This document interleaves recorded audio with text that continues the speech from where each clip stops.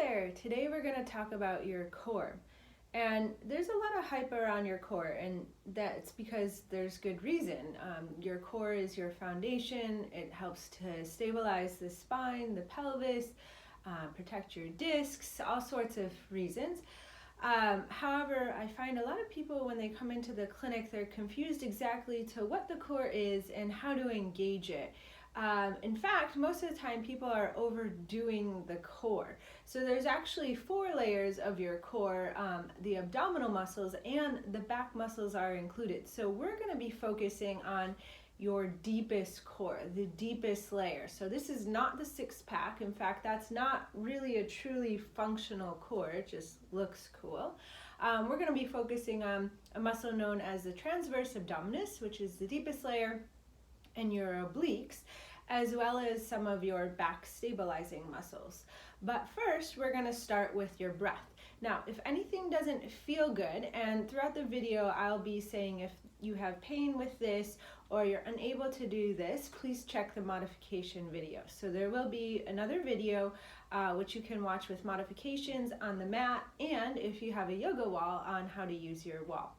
Okay, so first, props needed are a blanket. Of course, it's not mandatory, it's more to make your neck feel more comfortable, and a block. And this is a really nice bonus. So if you have either of those, go ahead and grab them, come back, and we'll begin. So start on your back. Again, have your neck supported. If you're going to use a bolster or a block under your head, typically that's too high. So make sure you have a nice cervical curve in your neck when you lie down, and that the blanket is right under the base of the head to start. So that means your neck is not thrown forward like this. So lying on your back, use your hands to lie down. Back of the head is on the blanket, and then just allow the knees to fall together like this, with the knees bent, feet wide. You can place one hand on your belly, one hand on the heart, and we'll just ground in here. So for the first couple of cycles, just feel your breath move. Notice maybe where you're holding your breath, and in your natural rhythm, if your abdominal region is moving as you breathe. Without judgment or criticism, this is just a place of observation, and start to move your awareness from the external world, all that responsibilities of being human and adult, to now noticing what's going on underneath the hood, your internal world.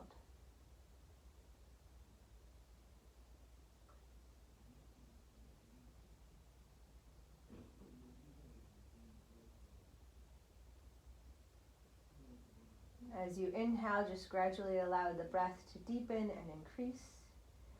As you exhale, releasing any tension, anything not serving you in this moment, just letting that go. 3 more rounds here.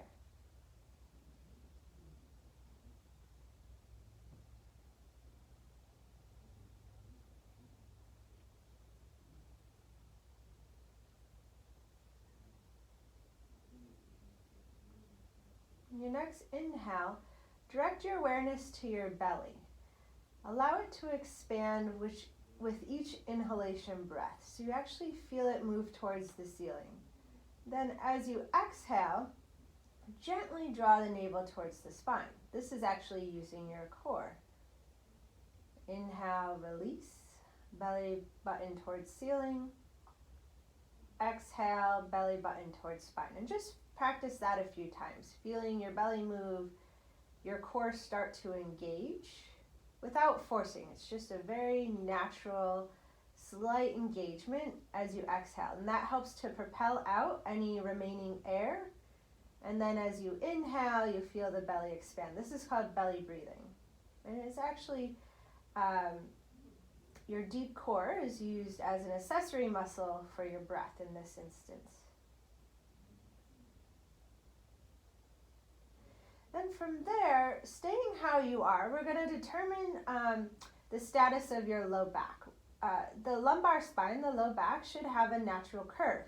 So we want to make sure before we start your curve that we're reinforcing a postural alignment that we want to maintain, and that's having that slight curve. So without moving your pelvis, just bring your hand under your low back. And as you can see with me, I have a little bit of space. I can almost get to my wrist crease here under the low back. That's about the space that you want your low back to be from the floor. That's your natural curve.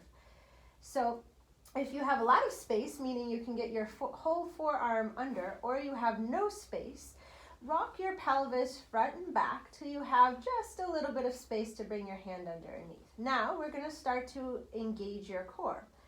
Inhale, allow the belly to rise towards the ceiling once more. As you exhale, gently draw the belly button towards the spine while you maintain that curve. Inhale, belly expands. Exhale, belly button towards spine. Now I'm going to roll to, you stay where you are, I'm going to roll to the side so I can talk you through this. So for a lot of my students, what's a helpful visualization is imagining that there's a blueberry right underneath your spine.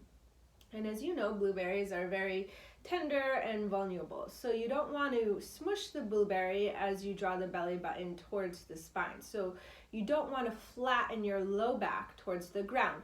And why is that? That's because that causes too much pressure. Your discs are very sensitive to pressure. And when there's a big force in this abdominal region of pressure, they can sometimes get angry. Or if you already have some disc pain in your low back, or low back pain, this can exacerbate it. So it's a huge important thing. So a lot of times I find students in the gym are really doing these very aggressive crunches and abdominal exercises, and they have disc injury. And this can exacerbate the pain, feeding that pain loop. So engaging the core is actually very, very gentle. So try this again. Inhale, belly button towards ceiling. At the end of the exhale, drawing the belly button towards the spine without smushing that blueberry. And now you can add another subtle detail, the engagement or subtle lift up through the pelvic floor. So try this a few times at your own pace. Inhale, belly rises. Exhale, belly button towards spine, engaging your core.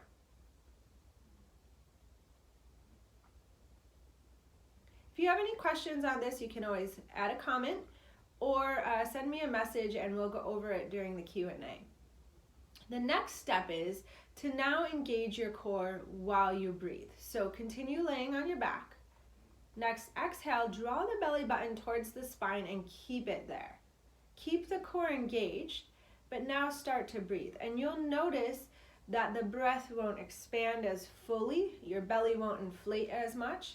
And that's okay, that's exactly what you want. There's a difference in yoga or in life, really, of choosing to breathe for restoration when you're supported, like in restorative pose or during meditation.